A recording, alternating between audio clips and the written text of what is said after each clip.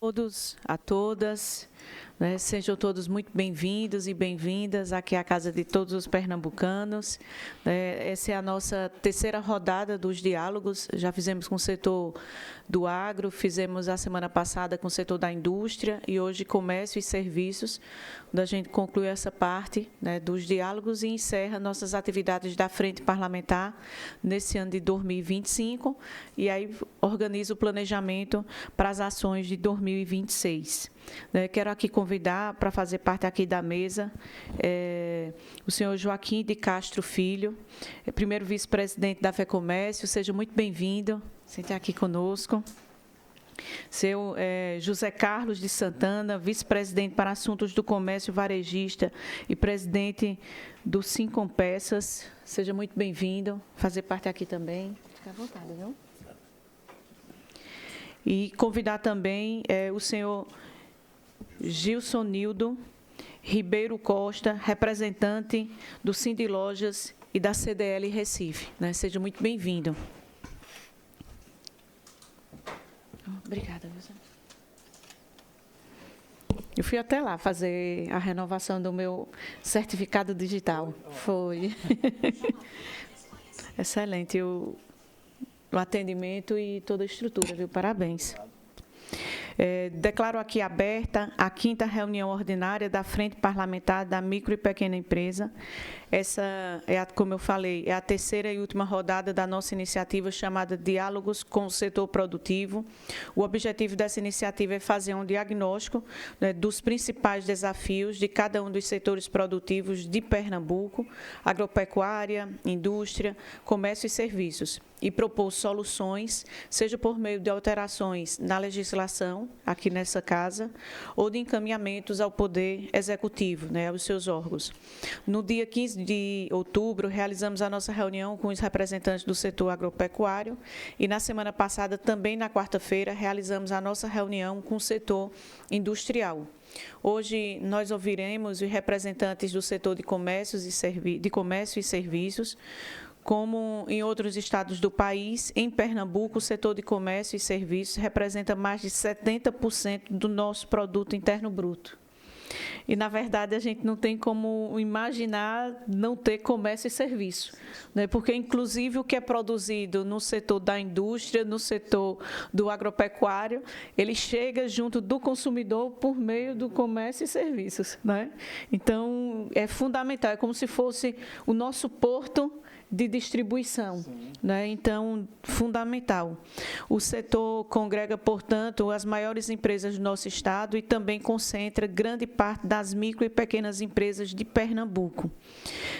Nós aqui da Frente Parlamentar, tanto eu quanto os demais deputados, né, da frente da micro e pequena empresa, sabemos que sempre há espaço para melhorarmos, e ainda mais um ambiente de negócios em Pernambuco, eliminando burocracia e abrindo espaço para nossos empresários e produtores investirem ainda mais, né? A gente tem, inclusive, um estudo feito pelo SEBRAE, né, onde a gente vê que muitas das empresas, antes mesmo de se formalizar, elas já desistem, né, já morrem, né?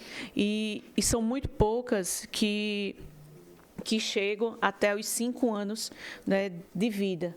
Então, é um grande desafio. O objetivo dessa frente é exatamente a gente poder buscar, né, esse diálogo entre todos esses setores, entre vocês que estão na ponta, né, que são representantes, né, de cada um lojista, de cada um comerciante, de cada empreendedor, né, que enfrenta essas adversidades. Então, vamos passar aqui, vou abrir para que vocês possam falar, né, tanto pode falar lá na tribuna, como aqui da mesa, como vocês acharem melhor, certo? Na tribuna é melhor, não é? Pronto, eu vou começar aqui dando a palavra a seu Joaquim de Castro, né, aqui vice-presidente da FEComércio, né? Seja muito bem-vindo.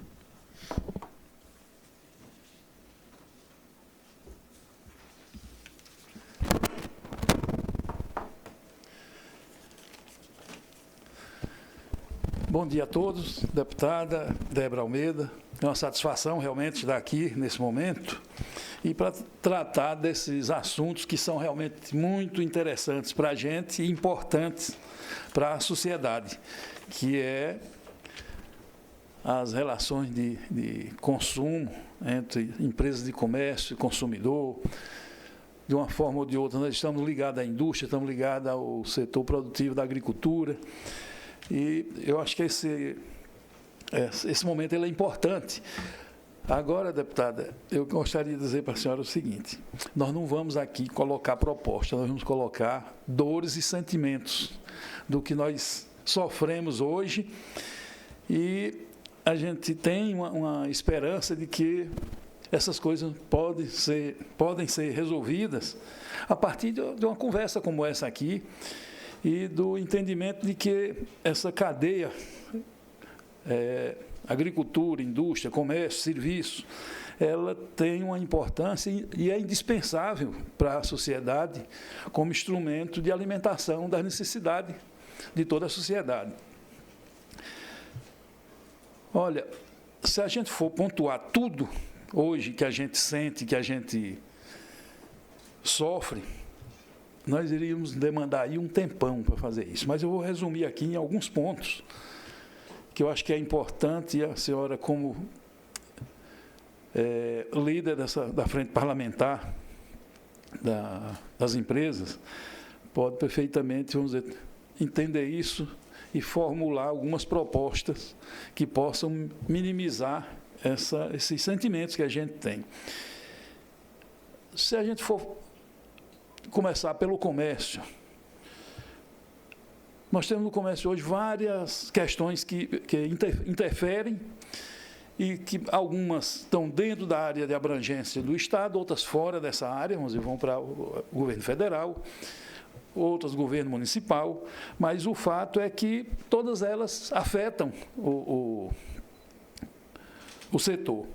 Nós vamos começar aqui por uma questão: taxa de juros, impostos, a carga tributária, que apesar da perspectiva que nós temos aí da reforma, mas ainda é um grande problema, porque nós estamos começando agora um processo de transição, e a gente percebe que a divulgação dessa orientação ainda é muito pouca.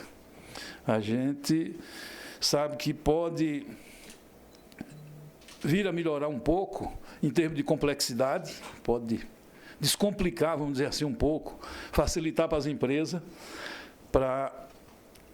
e com isso até diminuir custos com a reforma, mas até chegar lá nesse ponto, lá em 2032 a 33, nós temos aí uma caminhada que, sem dúvida nenhuma, algumas ações precisam ser tomadas para que essa questão vá sendo absorvida pelo setor produtivo. A taxa de juros é conhecida, todo mundo sabe, a gente sabe das razões e sabe das consequências dela, mas é uma questão que está aí também presente e sem uma medida mais ampla, que englobe, inclusive, as ações do governo federal, provavelmente a gente não, aqui no Estado, a gente não consiga fazer alguma coisa. Mas, de qualquer maneira, é um item de preocupação. Sendo mais específico aqui no Estado, nós temos umas questões que são fundamentais. Por exemplo, a segurança. A segurança, ela, apesar das coisas acontecerem de uma forma que aparentemente não afeta, mas a questão da segurança afeta diretamente o setor de comércio e de serviço. Eu vou dar só um exemplo aqui, um exemplo localizado. Eu sou de Petrolina, e lá agora recente, acho que há uns 2, 3 meses atrás, aí aconteceu um crime dentro de um supermercado, briga de gangue, de facção de droga. Mataram uma senhora dentro do supermercado. A semana seguinte, para aquele supermercado, foi praticamente perdida. Sem falar no comércio do entorno, que as pessoas, com receio de outros crimes da mesma natureza, simplesmente evitavam de ir para o comércio. Então, afeta diretamente. Se a gente for aqui para o sul e for para Porto de Galinha, eu tive lá recente e conversando com algumas pessoas, as pessoas assustadas. Então, quantas pessoas deixam de ir a Porto de Galinha porque tem medo da violência. Quantas pessoas deixam de vir ao centro do Recife porque tem medo da violência? Então, é uma questão que precisa ser realmente enfrentada pelo governo do Estado e pelos órgãos de segurança. E aí, quando eu falo isso, estou falando de tudo. Estou falando da polícia, estou falando da Polícia Civil, estou falando da Justiça e do Judiciário, que são responsáveis direto por isso, e alguns até responsáveis pelo que está acontecendo. Eu vou contar mais um fatozinho aqui que se preocupou muito. Nós tivemos lá em Petrolina recente a visita do presidente do Tribunal de Justiça, o doutor Ricardo Paes Barreto. E, numa reunião que nós tivemos lá, eu pontuei algumas questões do centro da cidade lá de Petrolina, que certamente afetam todas as cidades do mesmo porte, ou menor ou maior, sobre a questão da violência. E a resposta que ele me deu me deixou preocupado. Porque quando eu pontuei algumas questões, por exemplo, uma pessoa que foi presa 3 vezes num dia, foi preso de manhã, foi preso meio-dia, foi preso de tardezinha. Foi na delegacia, foi e voltou. Outro tinha sido preso de janeiro a junho, quando ele esteve lá, 18 vezes. E a resposta que ele me deu foi o seguinte: olha, eu não vou lhe animar. A orientação que a gente recebe de cima é desencarcerar. Você imagina o que isso traz de preocupação para a gente. E desestímulo para as pessoas que pretendem empreender, sabendo que vão viver num ambiente desse, colocar seu capital, às vezes um capital da vida toda, que ele juntou a vida toda para empreender num ambiente desse, de insegurança. Aí vem uma questão mais profunda ainda, a questão da educação. A educação é fundamental, que alguém pode perguntar, o que é que tem a ver isso com o comércio? Tem muito. Nós vamos alimentar a nossa necessidade de mão de obra através dessas pessoas que passam pelo meio de educação. E o que a gente percebe hoje é que o jovem está saindo da escola praticamente analfabeto. Ele consegue ler, consegue escrever, mas interpretar ou ter um conhecimento que possa ajudar ele na vida profissional é mínimo. E isso, sem dúvida nenhuma, está relacionado ao sistema de ensino que nós temos, que eu ouvi um depoimento de uma professora dizendo o seguinte: eu perguntei a ela como era que estava, ela ensina na Bahia e ensina em Pernambuco. E eu fui e fiz a pergunta a ela: como é que está a situação do ensino na Bahia? Aí ela foi e me disse: olha, a escola que eu ensino, que recebe a orientação da Secretaria de Educação do Estado, e certamente vai para todas as outras escolas, nos obriga a aprovar 98% dos alunos que passam pela... E em Pernambuco, 95%. Você imagina uma situação dessa, como é que nós vamos formar pessoas, cidadãos e mão de obra num ambiente desse? Então, se não houver uma mudança, se não houver um entendimento de que isso é fundamental e prepara o cidadão para a vida e para ele viver do conhecimento que ele tem, uma política dessa certamente não está contribuindo. E nesse aspecto aí, vamos dizer, a gente coloca mais umas questões com relação à educação, que é o seguinte: quando a gente pensa num jovem, criança, adolescente, ele precisa ser orientado para a vida, ele precisa ser orientado para ter o conhecimento, sobreviver desse conhecimento e ser um cidadão preparado para viver em sociedade. Aí você tem um cidadão que ele sai da escola, ele não tem conhecimento nenhum de administração financeira. Ele não é obrigado a ser especialista, mas ele tem que ter noção disso. Ele sai da escola sem ter conhecimento do Código Civil e dos direitos e deveres de cidadão. Ele sai da escola com pouco conhecimento, ou talvez nada, sobre o meio que ele vive, sobre o meio ambiente. Então, que tipo de cidadão nós estamos preparando para o futuro? Então, dentro do campo da educação, eu vejo esse caminho. A política de educação do país e dos estados precisa olhar para o cidadão e para o ensino como instrumento de preparação das pessoas para o futuro. Se não for dessa forma, a contribuição é muito pequena e talvez um trabalho esteja sendo feito sem produzir o resultado que a gente precisa. Não é o que se espera, é o que a gente precisa mesmo. Outra preocupação hoje que a gente vê com relação ainda a essa questão da educação é o seguinte, é colocar o trabalho como se fosse um sacrifício, como se fosse uma coisa que as pessoas têm o direito de optar. Não, eu não preciso trabalhar, ou eu não quero trabalhar. A gente cultua hoje mais a ociosidade do que ao trabalho. E aí, nesse aspecto, você soma a política social que é implantada tanto pelos governos de Estado quanto pelo governo federal, que termina levando as pessoas a pensarem que o trabalho é uma punição, quando, na realidade, pelo menos para mim, eu sei que para muita gente, é um prazer. Só precisa a gente olhar o seguinte, nós somos um país hoje de paradoxo. Você tem falta de mão de obra, com 90, quase 100 milhões de pessoas vivendo de auxílio. Então, alguma coisa está errada nisso. Alguma coisa está errada. A gente precisa realmente ter um olhar mais apurado com relação a essas questões para poder ver se realmente nós estamos somando para o desenvolvimento do país ou se nós estamos contribuindo para que ele seja cada dia pior.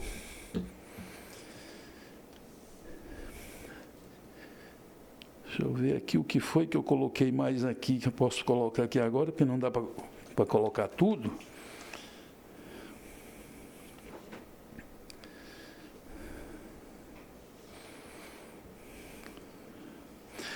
Aí, outra questão, essa também sai da esfera estadual, vai para federal, é com relação à questão das normas trabalhistas. É outro grande problema hoje que o empresariado enfrenta, porque, primeiro, a gente não tem uma certa segurança no ambiente. A gente está hoje com a legislação, você menos espera, surge uma portaria, surge uma norma que muda, impondo às empresas custo. Quando a gente fala, por exemplo, da questão a NR1, que vai entrar em vigor, né? Está em fase de experimentação, mas vai entrar em vigor no próximo ano, muita gente acha o seguinte, mas isso aí não tem tanto problema para a empresa, não gera despesa. Gera. Gera sim, porque nós vamos ter que contratar profissional para cuidar das equipes. As empresas podem ser, de uma hora para outra, com essas mudanças de normas constantes, até responsabilizado por questões que vieram antes do funcionário estar na empresa, e você termina assumindo essa responsabilidade, sem falar no ambiente que cria dentro da própria empresa, de substituição, de ausência. Tudo isso são complicadores para um país que precisa cada vez mais melhorar a produtividade, precisa cada vez mais melhorar a produção, e essas coisas tudo traz realmente essas dificuldades. A complexidade da lei, essa a gente já nem fala, porque assim como a legislação tributária é complicada, a trabalhista também é muito complicada. E isso dificulta o ambiente de negócio.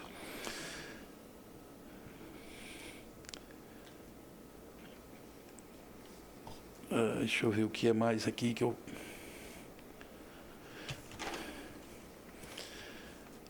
Voltando aqui para o Estado, outra questão importantíssima, e aí atinge a parte de turismo e serviço, é a questão da infraestrutura, nossa infraestrutura.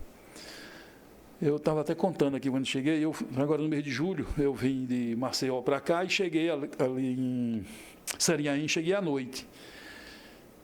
E a gente não consegue, além das estradas em péssimo estado de conservação, a sinalização.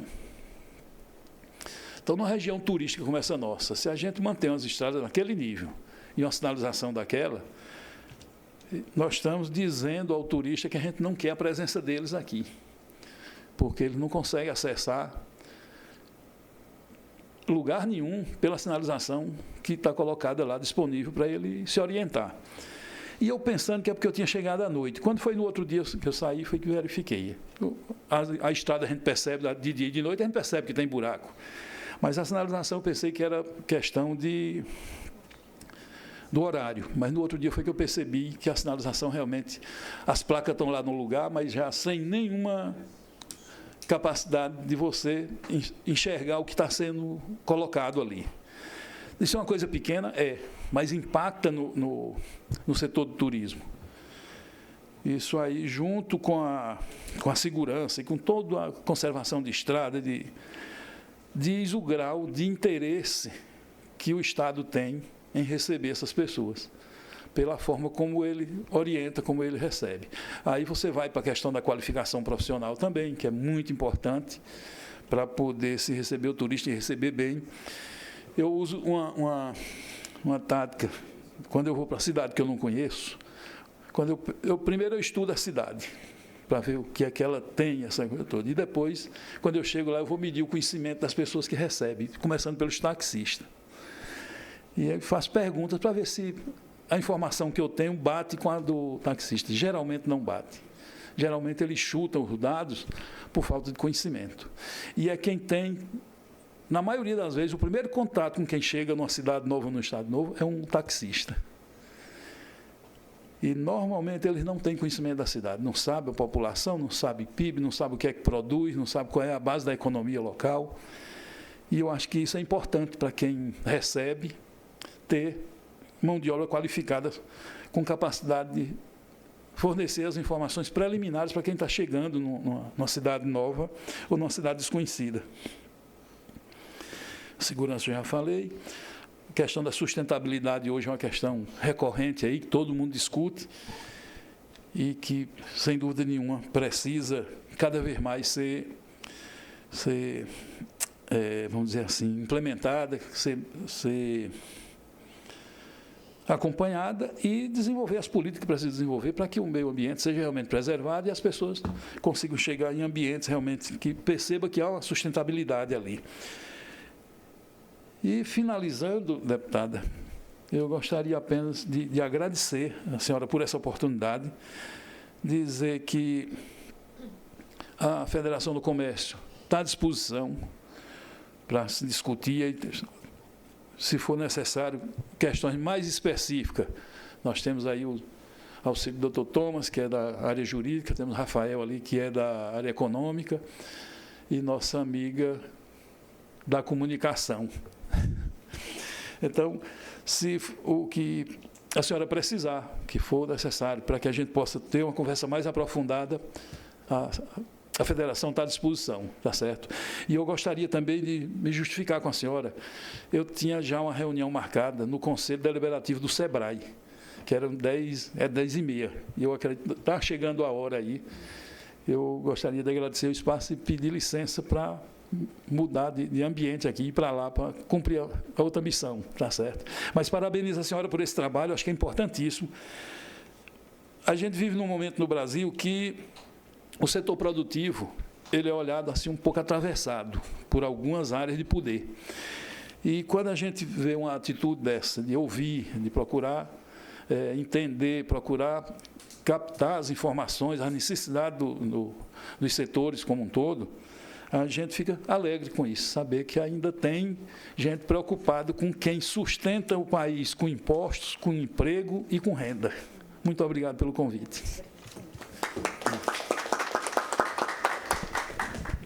Seu Joaquim Castro, eu que agradeço. Muito obrigada, assim, por sua contribuição, por seu trabalho, né, pela visita aqui à nossa casa, a casa de todos os pernambucanos, né, colocar aqui o trabalho da nossa frente, né, à disposição, né, do FEComércio, né, para que a gente com certeza vai precisar de dados, né, que inclusive vocês têm dados importantíssimos, e para a gente é uma alegria muito grande, né, a gente poder estar contribuindo, né, com esse trabalho. Eu também venho do empreendedorismo, sou filha de empreendedor, né, também de comércio. A gente só não tem um pouco de indústria, mas tem comércio e tem o agro. Então, a gente entende isso aqui, tudo que o senhor está falando aqui. A semana passada mesmo, eu estive em Casa Amarela e conversando com vários comerciantes, empreendedores. E aí, uma das coisas que eles me falaram muito foi essa questão da segurança. Como o senhor falou, é fundamental. Por exemplo, se você... eu vi até um vídeo da governadora e agora ela fez uma força-tarefa para o centro do Recife. Quem não lembra, num tempo atrás, todo mundo diz, eu vou para a cidade, vou comprar na cidade. Você andava naquela rua ali, Rua da Imperatriz, ali era, né, lotado de gente, a Rua Nova. E isso não acontece só aqui em Recife, isso está acontecendo em Petrolina, isso está acontecendo em Caruaru, isso está acontecendo em Garanhuns, isso está acontecendo em vários lugares. As pessoas, muitas vezes, deixando de ir para o comércio, né, na rua, né, no centro da cidade, e muitas vezes indo mais para galerias, para shoppings, porque se sente mais seguro onde deixar o carro, onde, né, e essas lojas, que normalmente são as lojas, né, que estão há muito tempo, que têm uma história, né, ali naquela região, então é uma coisa que é fundamental, a questão da legislação. A gente precisa de uma mudança estruturadora na legislação. O senhor está dizendo, uma pessoa foi presa 3 vezes num dia. Né? A gente teve um caso lá em São Bento de um homicídio que ele confessou, ele foi preso e foi solto, teve uma pressão por parte da população e ele voltou a ser preso. Né? Ele matou a mulher que estava grávida. Ou seja, e aí a gente vê muito também o juiz amarrado com a legislação. Né, a legislação. Então, está tendo também um debate, né, no Congresso Nacional, inclusive, ontem eu estava até com o deputado federal Mendonça Filho, é quem está conduzindo esse debate na PEC de segurança, e é muito importante, porque muitas vezes o próprio Poder Judiciário, o Ministério Público, fica amarrado na legislação. Né? Então, a parte trabalhista, né, foi comum a todos, tanto aqui na indústria quanto no agro, a questão da mão de obra. A qualificação da mão de obra, o valor para o emprego e para o trabalho. A gente tem um grande número, embora que a gente está vendo o índice de desemprego caindo, mas a gente tem um desemprego voluntário. Porque tem muita gente que, quando você chega e você diz, carteira assinada, eu não quero não, carteira assinada não. Inclusive, a própria CLT, a gente tem que debater a CLT. Porque o jovem do IA, da inteligência artificial, não quer mais, seu Joaquim, trabalhar com carteira assinada, não. Ele quer ter o tempo dele para ele fazer do jeito dele, no tempo dele. Então, até isso então a gente está passando, eu digo que a gente está passando por uma revolução. Nesse tempo de IA, entendeu? A gente está tendo uma revolução daquilo que era, né, vamos dizer assim, burocrático, ou então definido com aquelas regras, para o imediatismo. Né? Hoje o jovem é muito imediato. As pessoas são muito imediatas. Começa pelo WhatsApp. Você manda uma mensagem, a pessoa não deu os 2 tiquezinhos, não deu o azulzinho, você já começa a ficar... Então, hoje é um tempo desse. Né? O próprio consumidor, ele é imediato, tudo é imediato. Então, a gente tem que falar muito sobre isso. A questão da educação, concordo com o senhor, é importantíssima. Né? A formação, não apenas da pessoa, né? E a gente tem muitos casos de crianças, de jovens que estão com 10, 12 anos e que não foram alfabetizadas na idade certa. Isso é, né, então, avançar nisso. A questão dos juros, das taxas de juros, da carga tributária, essa daí é muito importante. Eu vi que tiveram até já alguns debates, tanto na SEBRAE, acho que quanto no SENAI também, sobre a reforma tributária. A gente só vai saber se ela vai dar certo quando ela começar a funcionar, né? Quando ela começar a funcionar. E aí a gente vai ter a questão de infraestrutura, né, fundamental do turismo. Então, a gente vai fazer todos esses apontamentos, a gente vai fazer um relatório, vamos pegar dados também, né, com o FEComércio, e assim agradecer muito, seu Joaquim, seja muito bem-vindo aqui, né, e vamos construindo esse diálogo. Obrigada, viu? Muito obrigado. Fica à vontade. Obrigada, pela viu? compreensão Também. aí. Obrigada. Mais para cá?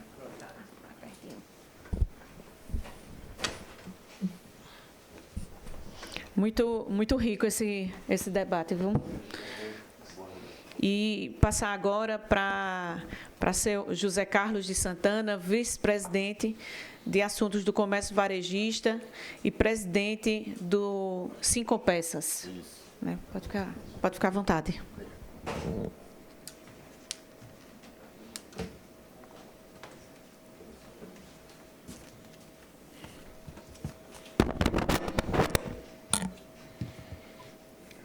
Bom dia, deputada Débora Almeida e a todos presentes.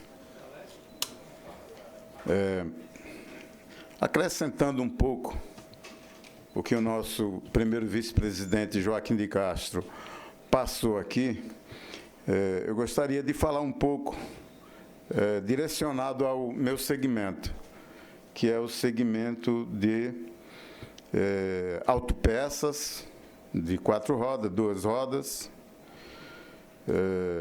segmento também de placas, né, de veículos, onde nós temos alguns embates, algumas situações conflitantes, que é muito importante que venha a ser bem trabalhado, né, esse problema, principalmente de placas, porque existe um mercado, digamos, clandestino, paralelo, e que é muito complicado, né? E isso complica muito esse segmento.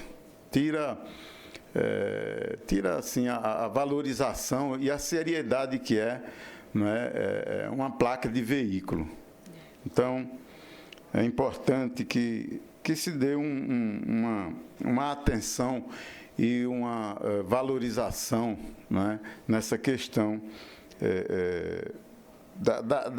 do fábrio, né, da fábrica de placa em geral. É um problema sério, você vê nessas enxurradas que tem aí, e o que se perde de placa não é brinquedo, né? E através dela você vê que existe placa em duplicidade, e também a gente chega ali na BR, né, saindo ali da Avenida Caxangá, e está lá o pessoal oferecendo placa com maior facilidade, como se fosse uma coisa banal, né, você conseguir uma placa para um veículo. Então, isso é um tópico que nós precisamos muito dar, né, assim, uma seriedade nesse segmento. A outra questão e outro tópico é de logística reversa, né? No nosso segmento, nós temos uma complexidade assim bem elevada, né? Nós temos um problema do pneu, temos problema da bateria, que em parte ela é resolvida, né? Você vê quando você vai comprar uma bateria, essa bateria, essa sucata, ela tem um valor residual, né? Então, já se comercializa nessa devolução, né, da bateria, mas tem outras baterias que não são, né, tão importantes e que, de repente, é um prejuízo enorme para o meio ambiente. Então, isso é uma questão, né, que nós temos que trabalhar bem, essa questão dessa logística, né, dessa logística reversa. E a questão do pneu, né? Pneu é uma situação que nós temos um projeto aí desde 23 e fica aí, né? A gente não consegue andar com o projeto da logística reversa e fica essa complicação, né? A nossa pretensão é que em uma substituição de um pneu, ele tenha aquela, quer dizer, a conscientização do usuário de ter o descarte do pneu da maneira correta. E a maioria dos consumidores, dos clientes, às vezes leva o pneu, fazem questão, né, de levar o pneu usado, e aí, se você acompanhar, você vai ver o quanto que tem de uso indevido, de maneiras, né, erradas. Aqui dali, você vê que algumas vezes está em algum quintal da casa, numa área descoberta. E aí nós temos seríssimos problemas, como sabemos, né, nessa questão dessa logística de pneu. E fica complicado, porque se não houver um trabalho feito, né, pelo governo, para conscientização, né, de deixar esse pneu, é complicado. Tem uma certa, né, complexidade nisso aí, que você fica sem, né, eu tenho lojas de pneus também, de substituição, e termina que a gente aconselha, mas assim, nós não temos uma cobertura de mostrar, às vezes trabalhamos fazendo algo educativo, né, de explicar o risco que é um pneu, não é, usado da maneira errada, essa queima de pneu que tem aí, né, a maior facilidade de qualquer protesto que venha acontecer, queima pneu. Imagina o que isso leva para a atmosfera, né, desse pneu sendo queimado dessa forma. Então, eu vejo que existe essa necessidade do poder público se interessar e, né, mergulhar realmente para chegar a um denominador nesse projeto que, inclusive, o Sincopeça tem, junto com os órgãos, do projeto dessa legalização, entendeu? Desse descarte da maneira correta de pneu. Então, além do que o nosso querido Joaquim falou, né, muito do que ele falou está dentro das nossas necessidades também, né, existe essa questão de certificações de meio ambiente é outra situação muito complexa no nosso segmento. Nós temos muita dificuldade com certificação. Não é? A gente, para trabalhar, por exemplo, abrir uma loja que tenha troca de óleo, que trabalhe com esses derivados. Então, a gente vai nos órgãos e um fica conflitando com o outro e a gente fica numa situação muito, muito complicada. A única facilidade que gera nessa situação é que é o seguinte: na hora de uma fiscalização, as únicas lojas que vão ser fiscalizadas são aquelas que deram entrada no processo para que tenha certificação, porque fica registro e, a partir daí, nós somos penalizados. Então, tem loja que tem a certificação e, sei lá, alguns vizinhos que não têm a certificação, eles fazem troca de óleo, lavam os veículos, lavam os motores e esse resíduo vai para as canaletas, onde nós temos aquela área que é de tratamento, que entra essa água com óleo, faz o tratamento para devolver a água, né, purificada. Quer dizer, para a gente não tem diferença nenhuma. A única diferença que tem é que a fiscalização só vem para a gente, só vem para nós. Então, isso é uma das coisas que, dentro do nosso segmento, precisa ter assim, uma conscientização do órgão público e que tenha esses cuidados. Se a gente, por exemplo, vai participar de uma licitação, não gera diferença nenhuma, entendeu? Muito pelo contrário, os nossos custos são maiores. Então, a gente não pode estar concorrendo com aquele que não tem esse cuidado com o meio ambiente. Mas é o inverso. Eu tenho vários testemunhos de associados nossos lá do Sincopeças, que, inclusive, fica desmotivando. Tem um sócio nosso que abriu uma outra loja até de um porte médio e não foi procurar os órgãos, porque ele era fonte, como a minha também, de fiscalização e diferencial nenhum. Então, onde é que a gente está, né?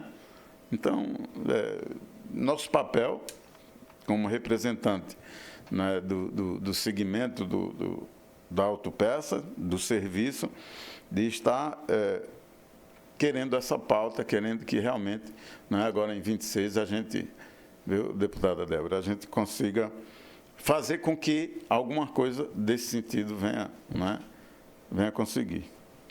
Tá certo? Era isso que eu tinha para passar para vocês. Obrigado. Muito obrigada. Muito bom essa... Inclusive, a gente teve agora a COP30, e uma das temáticas que mais se falou lá foi a questão de queima de combustíveis fósseis. Então, você vê todo o trabalho da indústria, né, para fazer aquele pneu, né, obedecendo todos os princípios da sustentabilidade, né. O comércio também você tem que seguir, e aí depois, na parte final... E aí ele não segue a coisa, e a gente vê muito pneu aí, foco de mosquito da dengue, né, e que fica acumulando e muitas coisas. E aí, muitas vezes, aquele pneu é reutilizado, né? É reutilizado e que não dá segurança nenhuma a quem vai utilizar, né? Exatamente. Novo, só que não tem segurança nenhuma. Exatamente, ou seja, para a confecção daquele pneu, o senhor foi seguir todo um trâmite, né, de segurança, de requisitos, e aí vem um outro, vem mais barato, e aí termina, não, eu vou comprar ali, porque ali está, isso que o senhor está falando também da questão da conscientização. Né? Uma outra questão também que eu vou, inclusive, com minha equipe, vamos dar uma olhada nessa questão das placas. Teve outra pessoa também que já tinha comentado comigo sobre isso, sobre a confecção das placas, a questão da segurança. Né? Então, aqui é uma questão tanto de segurança quanto da regulamentação dos veículos em Pernambuco e segurança também para quem faz essa confecção também. Eu já fui prefeita, né, da minha cidade de São Bento do Una. E é uma coisa também que eu acho que é muito importante a gente fazer um debate. Né? O senhor que é do Sincopeças, né? Conversar também a MUP. A gente convidou a MUP também para fazer parte aqui da frente e a gente fazer uma conversa, porque eu vou lhe dizer, era muito difícil a gente conseguir fazer a licitação para a compra de peças. Principalmente peças de veículos para fazer manutenção. Por quê? Quando um veículo quebra, normalmente você não sabe qual é aquela peça. Ele pode ter quebrado uma peça naquela semana, na outra é uma outra peça, e aí você nem sempre sabe. Às vezes é uma que nunca ninguém se quebrou, mas quebrou. Né? E aí o que é que acontece muitas vezes? Eu já fiz até esse debate com o Tribunal de Contas na época.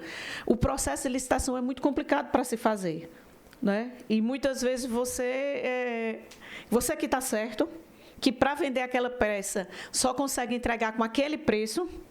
Né? Vem um outro que muitas vezes, peças que não estão seguindo isso, bota o preço lá embaixo, ganha a licitação, é uma peça de má qualidade que você vai trocar, muitas vezes acontece muito com pneu. Né? O pneu de má qualidade você vai rodar muito menos quilômetros do que, né, um outro que que tem uma qualidade melhor.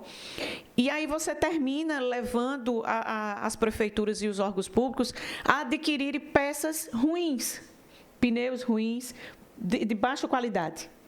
Né? E acontece também, a gente teve essa conversa também na questão da indústria, né, de maquinário.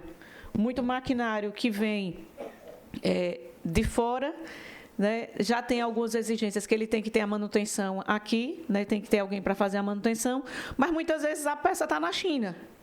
Aí só chega daqui a 4 meses, aí a máquina fica lá parada. Né? Muitas vezes leva a você fazer o município a contratar uma empresa que aí faz um trabalho como se fosse terceirizado de adquirir as peças. Se torna muito mais caro. Então, eu acho que é um debate, seu José Carlos, que era muito importante a gente fazer, né, com os órgãos de controle, né, fazer também com a MUP, com o próprio governo do Estado também, porque é um problema sério. Assim, não tem quem está nos ouvindo que trabalha em prefeitura vai dizer. Né? Todo mundo quer comprar o que é melhor. Quando você é o privado, você consegue comprar, né, escolher. Quando você é público, nem sempre. Né? Você fica, às vezes, eu estava até brincando, eu acho que a gente tem que ter o santo que proteja os municípios e prefeitos na hora das licitações para que você iluminar e dar certo e você contratar aquele bom fornecedor. Então, é uma coisa que eu acho que é importante também a gente fazer esse debate. Né? O senhor pode comprar. Me permita. Isso. Veja, uma das coisas que o Sincopeças defende e que nós trabalhamos e que, inclusive, conseguimos.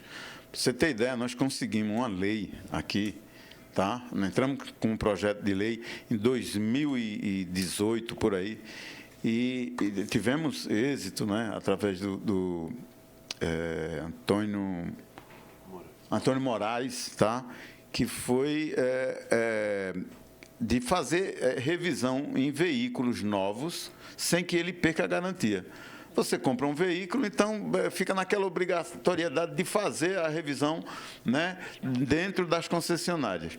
Então, o Sincopeças, junto com a BNT, tá, conseguimos só o estado de Pernambuco. Inclusive, nós temos uma associação nacional e eu tentei levar, né, para os outros estados, mas eu tive a maior dificuldade, porque dentro desse conjunto, dessa equipe de trabalho, lá pela CNC, tinha muita concessionária. Então, de repente, eu nem pensei nisso, levei e, de repente, foi uma barreira maior do mundo, não é? Mas, assim, nós conseguimos a lei aqui em Pernambuco, né? Teve a conscientização de que você tem o seu veículo e você tem o direito de revisar onde você achar que deve. Lógico que nós pegamos 10 empresas e, lógico, que teve que se fazer um trabalho junto com a ABNT e aí conseguir um selo, uma certificação para cada estabelecimento.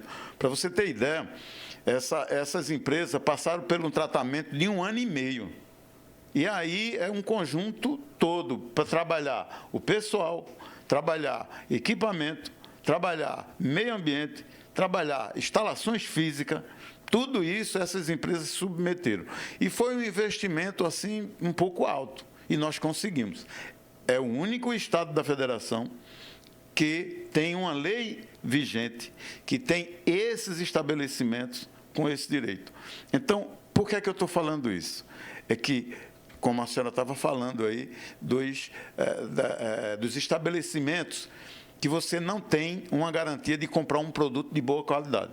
Então, para isso, para essas licitações, deveria existir as empresas com a certificação, para que você pudesse, através dessa certificação, dar credibilidade, que a partir dali você saber que esse estabelecimento é um estabelecimento sério, que presta serviço sério, que põe as peças de marcas certificadas, que tudo isso está dentro da nossa exigência dessa certificação 5 peças com o órgão, entendeu? Que é a ABNT, é 5 peças ABNT.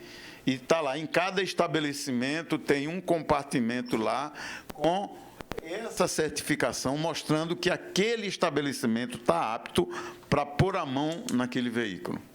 E uma outra coisa, você não é obrigado a fazer de todas as marcas, mas está aberto. Tá? Você tem que ter a responsabilidade, tem que ter o cuidado de realmente dar manutenção naquele carro sem ter problema assim de quebra, ou de modificação, ou de danificar, ou de colocar uma peça que não seja peças de linha de montagem, peças certificadas. Entendeu, deputado? Então, existe o caminho para que você, quando for fazer uma pesquisa, quando for fazer uma licitação, você saber onde é que você está pisando, com quem é que você está comercializando. Entendeu? Então, eu acho que isso é de grande importância dentro do nosso segmento. E o 5 peças, ele está assim, de portas abertas, não é? Nós temos o apoio da federação. A federação vem fazendo um trabalho excelente com a presidência do nosso Bernardo Peixoto. O professor Josias era excelente, mas ele é acima do excelente, o Bernardo, porque ele dá uma atenção assim que eu acho que dentro os sindicatos filiados nunca teve tanta atenção quanto tem hoje. Tá? Então, eu sou exemplo disso, eu sou desde a época do professor Josias, que, né, abriu as portas aí, e o Bernardo está dando seguimento. Tá? E eu deixo assim, os 5 peças, viu, assim, à vontade do que precisar. Estou com o Marcelo Magalhães aí, né, que é o meu assessor, é o meu executivo, um cara preparado para que a gente esteja fazendo qualquer trabalho aí de uma participação intensa, do que for preciso, tá? Para melhorar o nosso segmento. Obrigada, senhor José Carlos. E é fundamental, né? Isso daí. E como o senhor falou, essa possibilidade de você certificar, você abre a possibilidade para o micro e pequeno, né, participar, porque ele tem peças boas, está fazendo o trabalho dele com muita dedicação, né, e poder abrir essa possibilidade dessa participação. Então, muito obrigada por sua contribuição. Né, passa agora para seu Gilson Nildo Ribeiro Costa, representante aqui do Cindy Lojas e da CDL Recife. Né? Seja muito bem-vindo à nossa casa.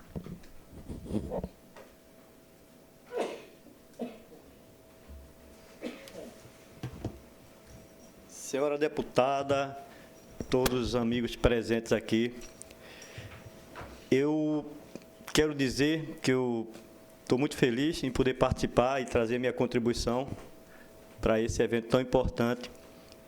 Eu sou contador há muito tempo, sou contador da CDL Recife, do Cindy Loja, de várias empresas de comércio e serviço aqui de Pernambuco e de outros lugares. Eu sou empresário, né, porque eu tenho escritório de contabilidade, tenho empresa de coworking, e eu sou hoteleiro também. Eu tenho uma fazenda em Pau d'Alho.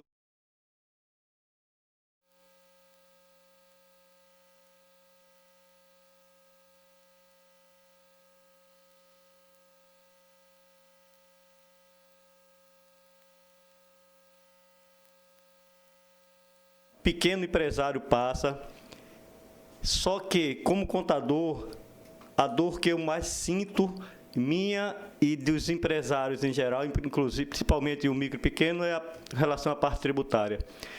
E tem alguns assuntos que eu acho que são muito importantes que a gente enfrente,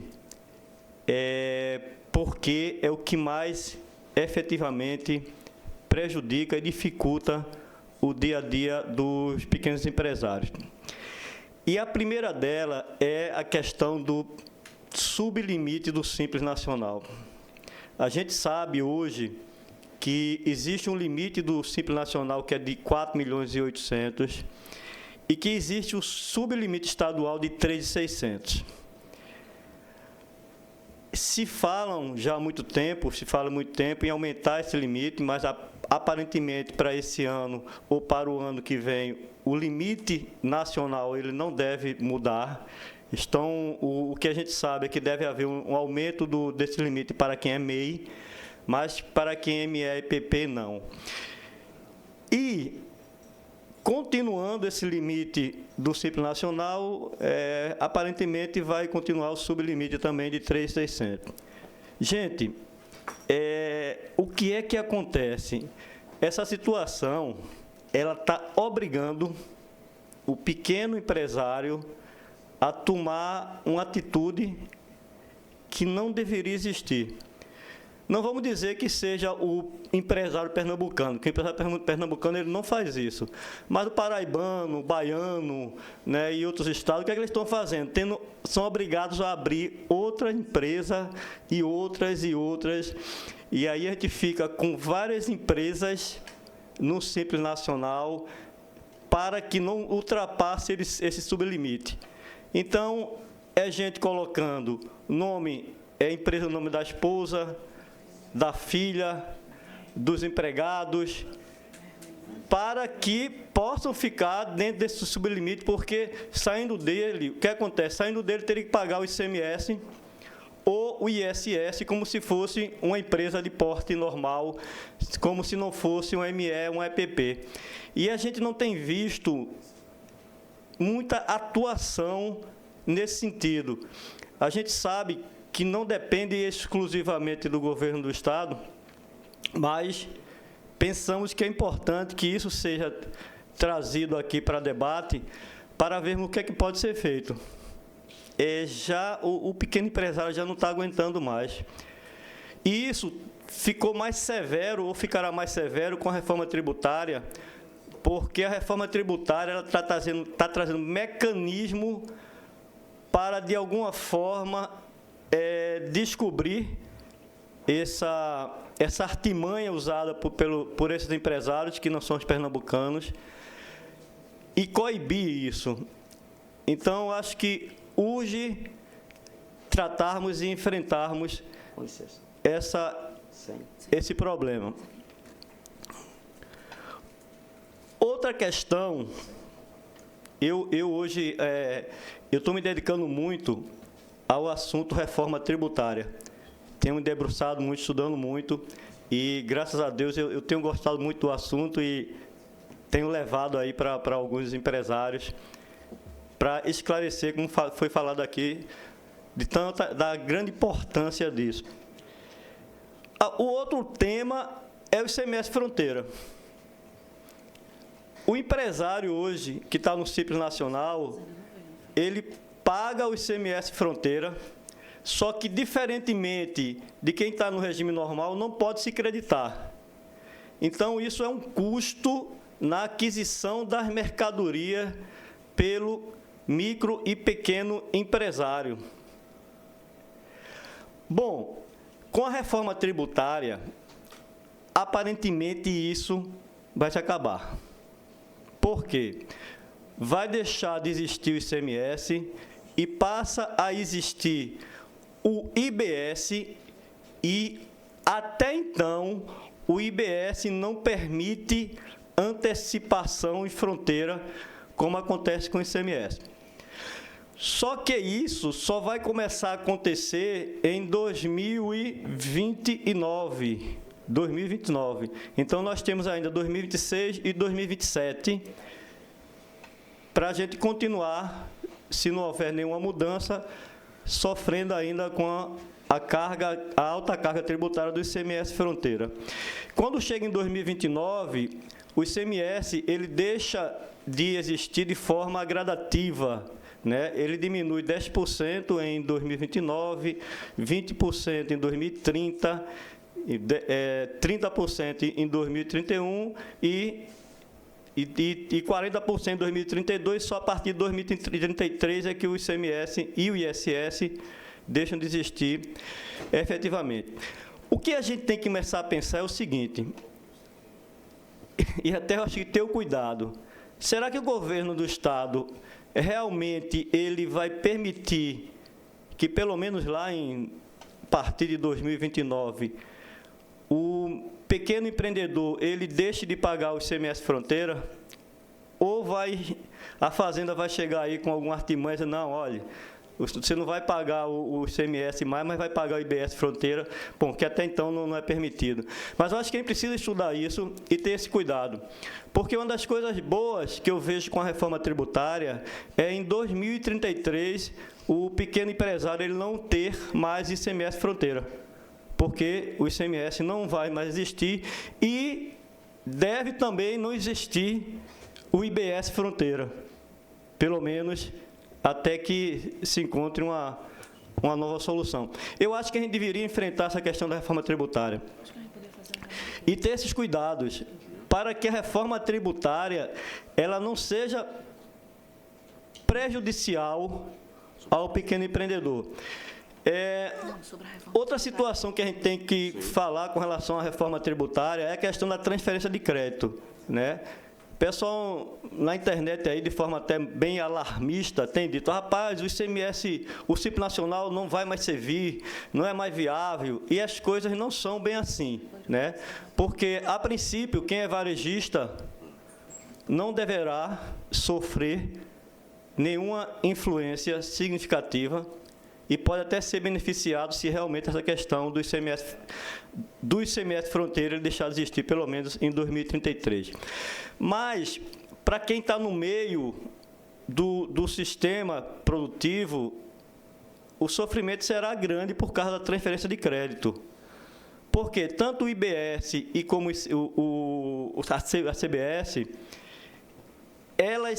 eles são não cumulativos, então quem adquire uma mercadoria deve receber créditos de quem vendeu. Então, o fornecedor vai transferir crédito, né, para o seu cliente, e esse cliente vai utilizar esse crédito para calcular o seu IBS e sua CBS pelas suas vendas.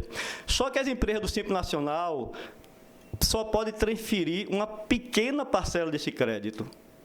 Então, o que se fala hoje, inclusive quando se dizem que o Simples Nacional não será mais viável, é que essas empresas que não vendem só ao consumidor final, que ela vende para outras empresas que vão revender essa mercadoria, elas possivelmente serão preteridas, porque elas não vão transferir crédito. Então, isso é uma coisa que a gente tem que pensar. Aí, a reforma tributária, ela deu a possibilidade das empresas do Simples Nacional aderirem ao sistema do Simples Nacional para os demais tributos e pagarem por fora o IBS e a CBS. Só que isso deve onerar muito a empresa do Simples Nacional. E aí a gente tem que analisar, será que aí haverá essa viabilidade? Porque da forma que está, o Simples Nacional, com a reforma tributária, ela só continuará sendo viável e vantajosa para quem é varejista, para quem vende a consumidor final, porque o consumidor final ele não precisa de crédito. Então, não precisando de crédito, ele vai comprar a empresa do Simples Nacional ou qualquer outra. Mas, para a empresa que intermedia isso, né, ela vai precisar de crédito. Então, ela vai pensar duas vezes, eu vou comprar da empresa do Simples Nacional ou não? Eu fiz uma simulação num mini curso que eu preparei, onde a gente mostra que, efetivamente, a utilização de crédito passará a ser de uma importância muito grande. A gente sabe que, hoje, o ICMS é um imposto cumulativo e o crédito do ICMS ele já é muito importante para as empresas. Imagine agora que, além do crédito do ICMS, também, porque hoje o IBS ele acumula o ICMS e o ISS. E o CBS, ele junta o PIS e a COFINS. Então, as empresas elas vão precisar de crédito agora de 4 tributos. Logicamente, que as empresas que estavam no regime não cumulativo do PIS e COFINS, que é uma coisa mais técnica, mas empresas maiores de lucro real, já utilizavam esse mecanismo. Então, assim, essas questões tributárias, eu acho que são muito importantes e que essa frente, ela deveria efetivamente enfrentar. A CDL Recife e o Sindiloja já estão muito preocupados com isso. Nós trabalhamos, na pessoa do Fred Leal, a gente já vem trabalhando muito em assuntos com relação ao centro, principalmente ao centro, né? A CDL tem uma preocupação muito grande com relação a essa questão da estagnação no centro do Recife. Segunda-feira agora, nós tivemos uma reunião da eleição da diretoria do Sindiloja, onde Fred Leal ele foi reeleito como presidente do Sindiloja. Hoje, agora meio-dia, a gente tem a eleição da CDL Recife, onde Fred Leal será reeleito presidente do Sindiloja por mais 4 anos. E conversando com a diretoria, tanto do Sindiloja como da CDL, a gente todos expressaram essa preocupação com relação à reforma tributária e o pequeno negócio. Então, é muito importante a gente saber que tem outras pessoas, né, como o Joaquim, que se preocupa com outras situações do pequeno empresário, né? Porque a gente sabe que não é só a tributação, mas a gente precisa ter gente também que se preocupe com a tributação e com isso que está sendo imposto ao pequeno empresário, que é de você ter que estar criando várias empresas pequenininhas para poder continuar numa sistemática que hoje é a única que permite, né, a viabilidade do pequeno negócio, que é o Simples Nacional. A gente já fez cálculos, não, tem empresas que Costa, que eu sou mais conhecido por Costa, vamos passar por lucro presumido, vamos fazer os cálculos. Quando a gente faz esses cálculos, né, que a empresa passa a ter que pagar o INSS patronal, o INSS a folha de pagamento, a gente vê quanto o Simples Nacional ele é e continua sendo importante, e eu acho que a gente tem que trabalhar para que seja sempre importante, para que continue sendo importante, inclusive com a reforma tributária. Era só isso que eu tenho para trazer hoje. Agradeço a todos vocês e até uma próxima. Obrigado. Bom, muito obrigada, Gissonildo. Eu já quero lhe convidar, né, a reforma tributária. Eu confesso a você que eu ainda não consegui ler e estudar. Essa semana eu estava conversando até com minha filha. Ela faz direito e participou de um seminário, e ela me dizendo assim, eu disse, eu tenho que parar para estudar, né, e poder entender, né?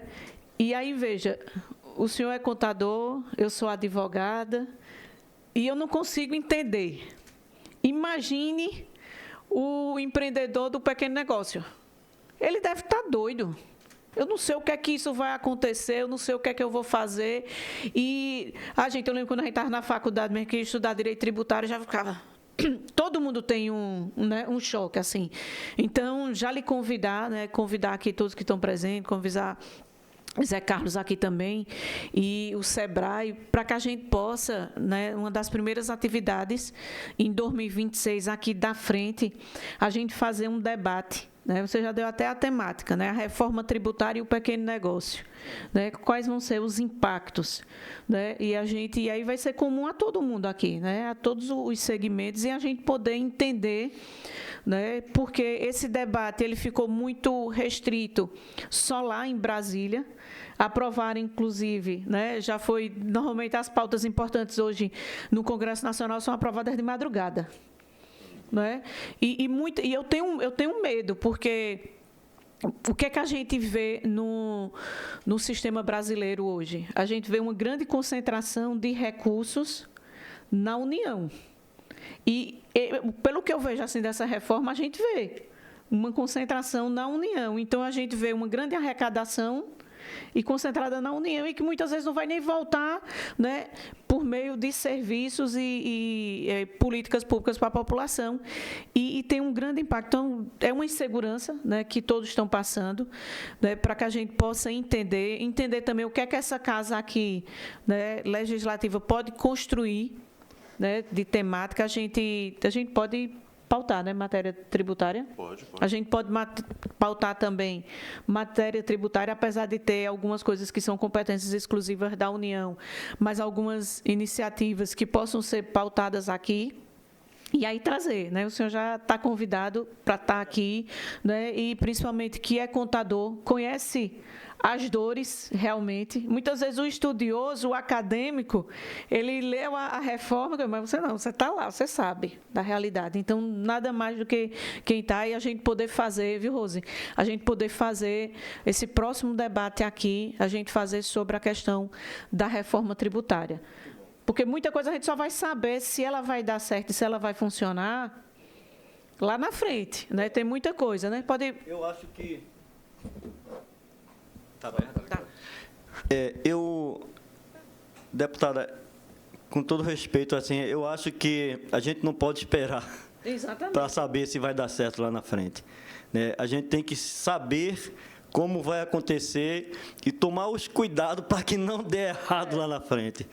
Principalmente para o pequeno empresário, que ele não pode sofrer mais essa possibilidade, ele não pode estar lidando com essa possibilidade. Então, por isso que é bom a gente estudar efetivamente, debater e ver o que é que a gente pode fazer para ajudar para que seja favorável para o pequeno empreendedor. Eu acho que a gente tem que pensar por aí. Pequeno e médio. Pequeno e médio, mas quando a gente fala de quem está no Simples Nacional, hoje, infelizmente, como só vai até 4.800.000, não dá nem para a gente pensar muito em médio, né? Embora seja importante a gente trazer o médio, mas como a gente está falando de microempresa, empresa de pequeno porte, infelizmente, hoje é até 4.800, e a gente também tem que considerar isso, né? E tem uma outra coisa também, esse valor do Simples, a gente vê que a gente tem uma inflação no nosso país. Então, 4 milhões... ali atrás, não é mais 4 milhões hoje. Hoje são muito menos vendas, né, ou compras que você faz, menos operações do que lá atrás. Né? Então, isso muitas vezes ele não atualiza esse valor conforme o mercado, conforme a situação financeira também. Não é isso? Com certeza, com certeza. Esse limite ele já está bem defasado, né? Já tem projeto no Congresso para que seja aprovado um aumento, só que a gente sabe que o governo, cada vez mais precisando de dinheiro, né? Vai segurando, e aí quem sofre é o micro e pequeno empresário. Da mesma forma que a tabela do imposto já estava defasada há muito tempo, e agora resolveram, graças a Deus, atualizar a questão do limite do Simples Nacional também.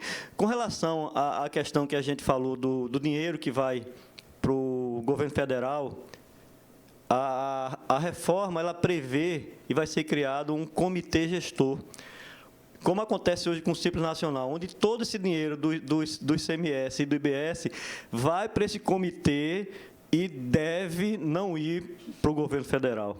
Então, mas ele deve ficar nesse comitê gestor, e o comitê é que vai mandar o dinheiro para os estados e municípios. A reforma tributária ela traz uma mudança importante, é que toda a tributação ela passa a ser no local de consumo. Toda a tributação ela vai ser no lugar de consumo. Então, não vai ter mais essa questão de diferença de alíquota de ICMS, que uma parte do ICMS fica no local de origem, outra parte fica no local de destino. Tudo vai ser no destino. Então, se alguma coisa for adquirida aqui em Pernambuco, todo o IBS, né, referente a esse produto, a essa relação de consumo, ela se destina a Pernambuco. Então, a gente também precisa entender, né, como é que isso vai acontecer. Exatamente. Né? Muito obrigada, Gilsonildo, por sua contribuição. E uma coisa, ontem eu estava num debate lá em Brasília, e uma coisa que se falou muito, o nosso Brasil é muito diverso. Né? O Brasil é muito grande. E cada estado, a realidade, por exemplo, do microempreendedor aqui, do microempreendedor do Sul, do Sudeste, né, é muito diversa, né, tem suas particularidades. Então, até que ponto essa reforma, que é nacional, que previu igualdades para todo mundo, ela vai ser justa?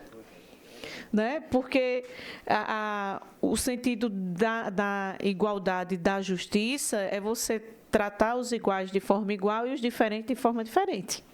Né? Até que ponto isso? Então, acho que é um debate muito importante para que a gente possa fazer aqui. Inclusive, vamos preparar para que seja o próximo, né, a próxima temática aqui. Né? Você já está convidado. Né? Você que é contador, então sua apresentação, você disse que já está com essa apresentação, a gente poder fazer esse debate aqui. Convidar também os deputados para que eles possam entender, né, também, porque é uma matéria que muitas vezes as pessoas não entendem, não, vamos sentar para entender, na prática, não é? Vamos sentar para entender o que é que vai, quais vão ser as mudanças, né? Então, é muito importante. Então, vamos fazer, o senhor já está convidado também, viu, seu Zé Carlos? Acho que é um debate que a gente precisa, vamos sentar junto com a FIEP, também com o SEBRAE, com a MUP, eu acho que é muito importante, acho que tem que ser um debate que a gente tem que fazer, e o debate que ficou lá em Brasília, trazer para cá. Porque quando a imprensa fala, eu não entendo nada. Né? E do mesmo jeito que eu não entendo nada, um monte de gente também não entende nada. Né? Não entende nada. Não, e o pior, eu fico alarmado com o que falam na internet sobre isso. A maior parte das coisas que falam sobre reforma tributária não é verdade. Não é verdade.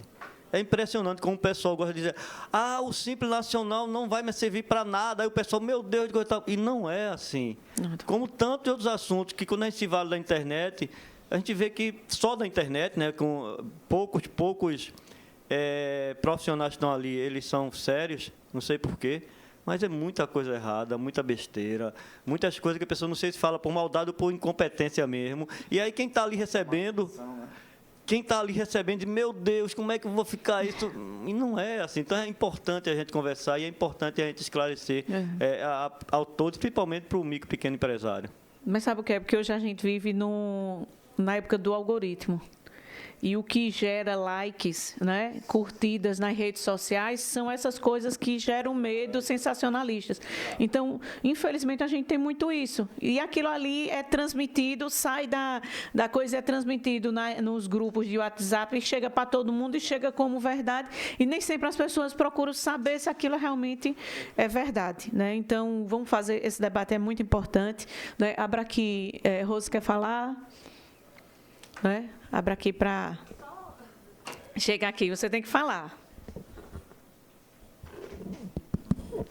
Bom dia, uma satisfação, né, mais uma vez, né, participar de momentos extremamente relevantes, endereçar aí todas essas demandas dos pequenos negócios para quem, de fato, pode fazer a transformação. Né? Então, é muito importante e agradeço desde já. Dizer que o setor de comércio e serviços ele é muito amplo, né? Então, ele tem vários segmentos e que cada um deles precisa ter um tratamento diferenciado. Você vai para o turismo, a questão hospitalar, os salões de beleza, autopeças. Então, é muito diverso e muito potente. Né? Como vocês falaram, tem uma participação significativa e relevante no nosso PIB, no impacto dos empregos, né? na contribuição da taxa de desocupação no nosso Estado, enfim. E dizer que o SEBRAE está à disposição. É muito importante esse tema que o senhor trouxe da tributação. Dizer que o SEBRAE já está também trabalhando essa temática, que precisa ser aprofundada e realmente gerar o debate. Então, a gente se coloca à disposição e vamos em frente. Muito obrigada. Nada. Obrigada a você, Rose. Obrigada ao SEBRAE por todo o trabalho, né, que é feito. Mais alguém quer fazer uso da palavra? Não? Então, vamos aqui agradecendo, né, agradecendo aqui a seu Joaquim, agradecer a José Carlos, agradecer a Gilceonildo, agradecer a todos vocês, Rose, a todos vocês que estão participando, né, a toda a nossa equipe, a todos que fazem parte aqui da Assembleia, né, e não tendo mais ninguém fazendo uso da palavra, a gente vai fazer uma consolidação, né, de todas esses diálogos que nós tivemos, né, nesses 3 encontros, levantar essas demandas, esses encaminhamentos, para que a gente possa fazer o planejamento de 2026 e já colocar que a nossa primeira pauta, né, de 2026 vai ser a reforma tributária, né, e o pequeno negócio, os impactos que vão ter. Então, desmistificar, né, para que todo mundo possa entender o que é que realmente vai acontecer, né? E, para encerrar aqui, eu gostaria de agradecer a todos os representantes aqui presentes. O nosso intuito aqui na frente é realmente a gente poder coletar essas sugestões, ouvir, né, como o senhor Joaquim falou, eu até anotei aqui, que ele disse que o que ele trazia era a questão das dores e dos sentimentos. Né? As dores e os sentimentos, né? Realmente é isso, a gente poder ouvir as dores e os sentimentos, né, de cada um e ver como é que a gente pode contribuir com propostas legislativas, mas também com encaminhamentos junto aos órgãos responsáveis, né? Ao final, né, daremos encaminhamento a essas sugestões e seja por meio de propostas legislativas, né, ou de iniciativas em conjunto com o Poder Executivo e até trazer também representantes também do Congresso Nacional. Nós temos os representantes, 3 senadores e 25 deputados, trazer também, né, para cá, para que a gente possa fazer e que eles possam também estar participando. Tem muita temática que fica a cargo do Congresso Nacional, mas trazer também eles para o debate. Então, aqui eu agradeço muito a cada um de vocês, obrigada pela contribuição, né, obrigada por isso. Então, desejar também, já que é a última reunião da frente, desejar a todos, né, um Feliz Natal, um 2026 de muita paz, de muita saúde, né, e para todos, né, que nós possamos ter um Natal e reunido com nossa família em paz, né, e que seja um momento de muita confraternização e celebração entre todos. Obrigada a todos. Obrigado. Declaro encerrada esta reunião.